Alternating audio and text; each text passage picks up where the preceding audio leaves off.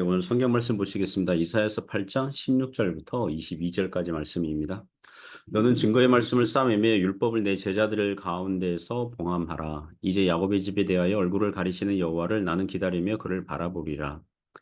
보라, 나와 미 여호와께서 내게 주신 자녀들이 이스라엘 중에 징조와 예표가 되었나니 이는 시온산에 계신 만군의 여호와께로 말미암은 것이니라.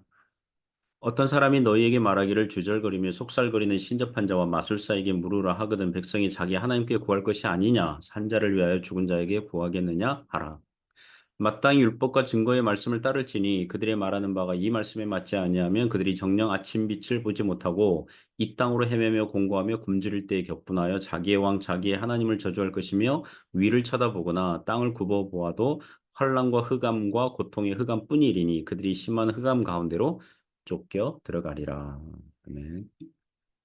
네, 오늘 어둠을 만나다. 네, 어둠을 만나다. 이런 제목으로 하나님 말씀 증거하겠습니다.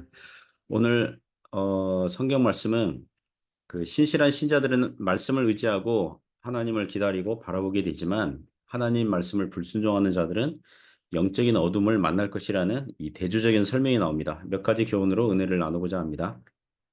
첫 번째 교훈은 하나님의 말씀을 붙잡고 하나님의 역사를 기대해야 한다는 것입니다. 신자는 하나님의 말씀을 붙잡고 하나님의 역사를 기대해야 한다는 것입니다. 16절부터 18절 내용이 교훈합니다. 16절 보시면 너는 증거의 말씀을 싸매며 율법을 내 제자들 가운데서 봉함하라. 여기서 기록된 말씀을 싸매며 봉함하라. 이것은 안전하게 보존해라. 말씀을 안전하게 보존해라. 그 말씀을 공개하고 알렸는데 대다수의 백성들이 들으려고 하지 않으니까 깨달으려고 하지 않으니까 그 불순종하고 있지 않습니까? 그러면 그 말씀이 불순종하는 사람들에 의해서 그 말씀이 손상을 당하고 불태워질 수 있고 버려질 위험이 있었거든요. 예레미야서 36장 보면 하나님께서 예레미야에게 말씀을 주셨고 예레미야 선지자는 서기관 바룩으로 기록하게 했고 대피를 했어요. 그 기록한 책을 왕에게 전달했는데 왕이 그 말씀이 마음에 들지 않는 거예요. 그래서 그 말씀이 기록된 책을 화롯불에 태워버린 사건이 나오거든요. 그래서 다시 선지자로 하여금 그 말씀을 기록하도록 한 사건이 있습니다. 마치 그와 같은 일을 당할 수 있는 것입니다. 그래서 이사야 선지자와 그의 제자들에 의해서 증거의 말씀을 싸매고 봉함하라고 합니다. 그리고 신실한 성도들은 안전하게 보관된 말씀을 꺼내 읽으면서 유익을 얻을 수 있는 겁니다. 그리고 나중에 거기 예언한 대로 말씀이 이루어질 때 신실한 성도들로 하여금 더욱 믿음이 자라도록 하기 위함이었다는 것입니다. 성경 사본학이 있습니다. 원래 히브리어나 헬라어로 기록된 성경책을 각기 다양한 언어로 여전히 고대 언어, 콥틱어라고 이 고대 이집트어 그리고 시리아어 이런 언어들로 그 필사된 기록된 책들이 있습니다. 다른 세상 분야의 책들보다 성경을 필사한 사본의 분량이 월등히 많고 원본 기록 시기와 아주 가까운 시기에 기록된 것들이 많아서 비록 원본은 소실되어 없지만 성경 원본은 소실되어 없지만 사본들을 근거로 하여 역추적해서 원본과 사본이 동일하다고 그 증명하는 것들이 많습니다. 자료가 많으니까 가능한 것입니다. 그래서 교회 역사를 보면 성경을 필사한 자들이 성경 자료들을 잘 보관했기 때문에 이후 믿음의 세대들이 성경을 통해서 유익을 얻고 축복을 얻은 줄 압니다. 17절에서 선지자는 하나님을 기다립니다. 이제 야곱의 집에 대하여 얼굴을 가리시는 여호와를 나는 기다리며 그를 바라보리라. 지금 당장은 하나님께서 야곱의 집에 대하여 얼굴을 가리우시고 계세요. 심판과 재앙을 예언하셨고 나라의 대부분이 이방 나라에 의해서 짓밟힐 것이라고 예언하셨어요. 그러나 하나님께서 신실한 남은 자들을 구원하시며 여전히 하나님의 구속 언약은 계속되도록 하심을 기다리며 바라보고 있다는 것입니다. 18절 보시면 보라, 나와 및 여호와께서 내게 주신 자녀들이 주어가 이사야 선지자의 자녀들이죠. 이사야에게는 두 명의 아들이 나옵니다. 이사야서에. 그 이사야의 첫째 아들이 이름이 스알야숲, 남은 자가 돌아오리라 그런 뜻이죠. 둘째가 마헬 살랄 하스바스, 노략이 빠르게 된다. 이게 하나님의 이 심판이 빠르게 진행될 것이다 이런 뜻이죠. 그리고 이사야의 이름의 뜻은 여호와께서 구원하신다 이런 뜻입니다. 자, 그들이 어떤 역할을 하고 있습니까? 계속해서 보면 이스라엘 중에 징조와 예표가 되었나니 이는 시온산에 계신 만군의 여호와께로 말미암은 것이니라. 하나님께서 이사야와 그의 자녀들을 통해서 이스라엘에게 구약 교회에게 하시고 싶은 말씀들이 있으셨던 것입니다. 비록 이방 나라에 의해 노략을 빠르게 당할 것이지만 남은 자들은 돌아오는 죽게 돌아오는 하나님의 구원이 있을 거라는 거예요. 그게 구약 이스라엘의 역사가 될 것입니다. 오늘날 믿는 성도들이 말씀을 소중히 여기고 이 세상의 역사는 하나님의 주권과 섭리 안에 있어서 과연 하나님의 말씀대로 이루어지고 있다는 것을 신뢰하고 기다리고 바라봐야 될 줄 믿습니다. 우리는 주님의 백성들로서 빛과 소금처럼 이 세상에 살면서 하나님을 드러내야 하겠습니다. 우리와 우리의 자녀들이 뭐 이름이 이사야와 그의 자녀들처럼 뭐 특별한 계시에 의해서 이름 지어진 건 아니지만 누구나 동일하게 우리는 그리스도인, 크리스찬이라는 명칭이 붙어 있습니다. 그러므로 우리 주님 그리스도의 제자들이요 주님의 종들로서 살아갈 수 있기를 축복합니다. 두 번째 교훈은요. 오늘 본문이 우리에게 주는 두 번째 교훈은 사람은 말씀을 떠나면 영적 어둠을 만나게 된다는 것입니다. 말씀을 떠나면 비진리, 이 영적 어둠 그곳에서 거주할 수밖에 없습니다. 19절부터 22절 내용이 교훈합니다. 19절 보시면 어떤 사람이 너희에게 말하기를 주절거리며 속살거리는 신접한 자와 마술사에게 물으라 하거든. 여기서 신접한 자는 이미 죽은 사람의 영혼을 초혼한다 그러죠. 혼을 부른다. 죽은 사람의 영혼을 부른다. 그래서 산 사람들에게 뭐 그 죽은 사람의 말을 전달한다거나 또 뭐 마음의 소원을 이루어 준다거나 뭐 그런 자죠. 그 신접한 자. 그리고 이런 자들은 악한 마귀의 거짓 사역의 대표적인 미신의 행위라고 할 수 있습니다. 사무엘상 28장 보면 사울 왕이 엔돌에 신접한 여자를 찾아가서 이미 죽은 사무엘의 영혼을 불러와서 전쟁의 결과를 묻는 그런 사건이 있거든요. 이사야 당시에도 그와 같은 것들이 유행하고 있었습니다. 오늘날 점쟁이에게 가고 무당을 찾는 자들이 여전히 많은 시대이죠. 그와 같은 행위들은 얼마나 우스꽝스럽습니까? 말씀을 계속해서 보면 백성이 하나님을 구할 것이 아니냐 산자를 위하여 죽은 자에게 구하겠느냐 하라. 사람들이 전능하신 살아계신 하나님께 구해야 되는데 이미 죽은 자에게 산자들이 어떻게 하면 좋을지 뜻을 묻는다는 게 얼마나 우스꽝스럽고 어처구니 없는 일이냐 얼마나 미련한 행동이냐 이런 말씀이죠. 20절은 왜 사람들이 그와 같은 어리석은 행동을 하는지 이유를 말합니다.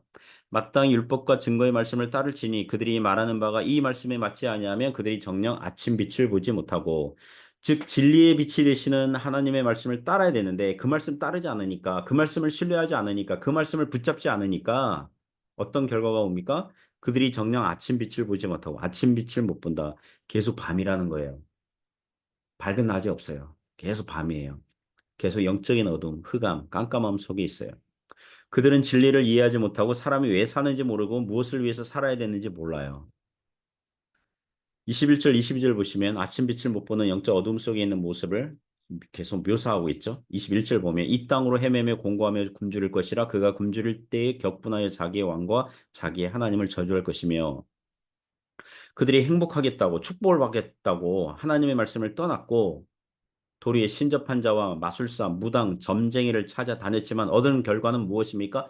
헤매며 공고하고 굶주리는 거예요. 영적으로 도덕적으로 그렇다는 것입니다.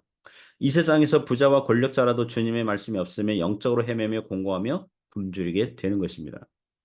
과거 뉴스를 보면 뭐 한 2, 3년 전 뭐 제가 설교 시간에도 예화를 잠깐 들은 적이 있습니다. 미국의 어느 부자들, 권력자들이 어느 억만장자입니까? 어느 부자가 이 선별장, 자기 선별장에 미성년자 여자들 데리고 오고 그리고 자기 친구들, 예, 같은 뭐 백만장자들, 뭐 무슨 빅테크 회사 CEO 뭐 이런 사람들 데리고 와서 그 성적인 부도덕한 행위를 하도록 그런 그런 게 뉴스에 나왔잖아요.